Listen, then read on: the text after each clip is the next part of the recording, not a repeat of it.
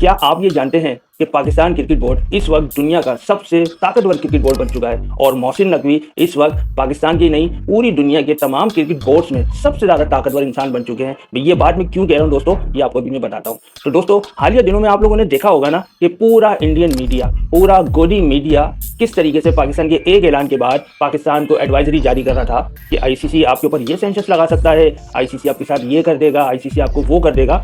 तो बिल्कुल ऐसा महसूस होता था कि जैसे ये सारे के सारे लोग मुफ्त में लीगल एडवाइजर बने हुए हैं मोहसिन नकवी के। ऐसा लगता था कि जैसे शायद मोहसिन नकवी हो या पीसीबी हो, इन लोगों को इस बात का इल्म नहीं है कि अगर हमने ऐसा किया तो क्या होगा। मैं आपको बताऊं, पाकिस्तान ने इस ऐलान से पहले तमाम तैयारी मुकम्मल कर ली थी। ये जितना भी इन लोगों ने शोर मचाया है सिर्फ और सिर्फ ये समझ कर करते रहे कि शायद पाकिस्तान इससे बैकफुट पे चला जाएगा, मगर ऐसा तो हुआ नहीं। पाकिस्तान तो बैकफुट पे जाने के लिए राजी नहीं हुआ और पाकिस्तान ने इस मर्तबा मोहसिन नकवी ने कम से कम वर्ल्ड क्रिकेट के अंदर आईसीसी हो या बीसीसीआई हो, उनको ये बता दिया कि गैरत और कौमी वकार के ऊपर समझौता नहीं होगा और हम इसके लिए हर किस्म का नुकसान बर्दाश्त करने के लिए तैयार हैं। तुमको क्या लगता है इंडिया बीसीसीआई वालों कि अगर एक बांग्लादेश जो बहुत छोटा मुल्क है और उसके पास आईसीसी से भी कोई इतना बड़ा रेवेन्यू नहीं आता, अगर वो अपने कौमी वकार पर समझौता नहीं कर सकते तो पाकिस्तान क्या इतना गया गुजरा मुल्क है?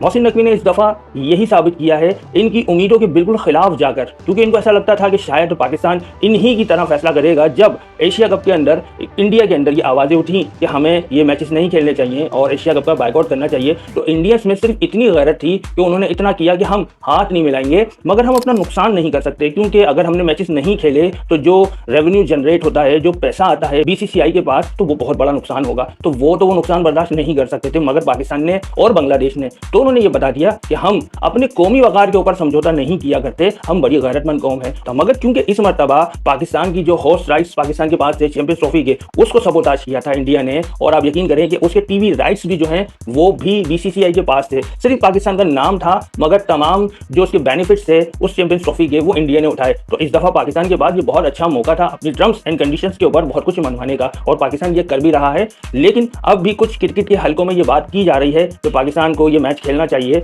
और अगर पाकिस्तान की बात मान ली जाती है, जहां तक सुनने में आ रहा है, जो रिपोर्ट हो रहा है कि शायद पाकिस्तान की डिमांड ये है कि कम से कम इंडियन प्लेयर्स हैंडशेक करेंगे, क्रिकेट की जो एथिक्स हैं उनको नुकसान नहीं पहुंचाएंगे, क्रिकेट से पॉलिटिक्स को दूर करेंगे, तो पाकिस्तान खेलने के लिए राजी हो जाएगा। तो मेरे ख्याल में अगर पाकिस्तान ज़ाहिरी तौर पर इस चीज़ को भी अचीव कर लेता है तो ये भी हिंदुस्तान की बहुत बड़ी शिकस्त होगी। और अभी दोस्तों पता है सबसे बड़ा मसला कहाँ आगे खड़ा हो गया है, सबसे बड़ा इशू क्या है? हिंदुस्तान की ईगो हर्ट होगी। अगर उन्होंने पाकिस्तानी प्लेयर्स के साथ हैंडशेक किया तो पूरी दुनिया में जो हिंदुस्तान की जिल्लत होगी वो मुँह छुपाने के काबिल नहीं रहेंगे कहीं भी दुनिया के अंदर। लेकिन सवाल ये पैदा होता है, अगर उनको पाकिस्तान के साथ मैच खेलना है और आईसीसी को अपना नुकसान नहीं करना और बीसीसीआई भी ये चाहता है कि उनका नुकसान ना हो, तो फिर उनको हैंडशेक कम से कम आगे करना पड़ेगा और मोहसिन नकवी से वो ट्रॉफी भी उनको वसूल करनी पड़ेगी। तो ये तो वो स्टांस था जहां पाकिस्तान ने सिर्फ एक मैच खेलने से इनकार नहीं किया है, पाकिस्तान ने इनकार किया है उस सिस्टम के खिलाफ, बगावत की है उस सिस्टम के खिलाफ। और जब बगावत होती है तो अर्ली स्टेजेस के ऊपर बगावत अकेला ही कोई शख्स करता है, फिर उसके साथ दो, और अभी तो पाकिस्तान के